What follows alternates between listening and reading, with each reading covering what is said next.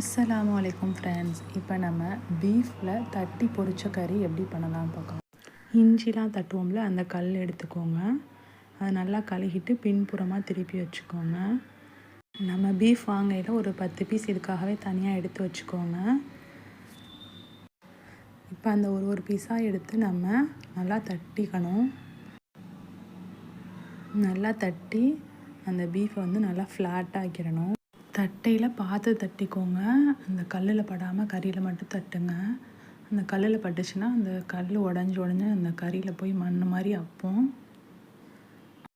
நம்ம இந்த மாதிரி பொரிக்கிறதுனால நம்ம கறியை வந்து குக்கரில் வேக வைக்கணும்னு அவசியம் இல்லை. இந்த மாதிரி தட்டி பொரித்தாலே கறி வெந்துடும்.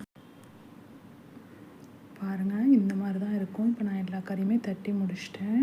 இந்த மாதிரி தான் இருக்கும் தட்டி முடித்ததுக்கப்புறம்.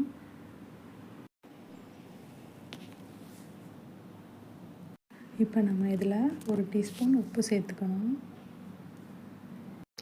மிளகுத்தூள் 1 டீஸ்பூன் சேர்த்துக்கோங்க. ஜீரகத்தூள் ஒரு 1/2 டீஸ்பூன் சேர்த்துக்கோங்க. 1/2 டீஸ்பூன் இஞ்சி பூண்டு விழுது சேர்த்துக்கோங்க. வீட்டில் அரைச்ச இஞ்சி பூண்டு விழுது.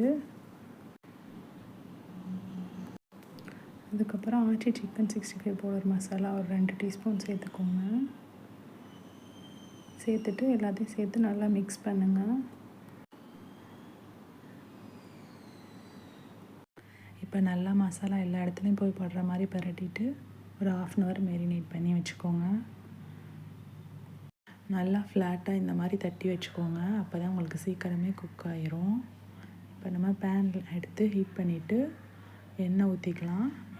எண்ணெய் நல்லா ஹீட் ஆனதுக்கப்புறம் கறி எடுத்து வைங்க.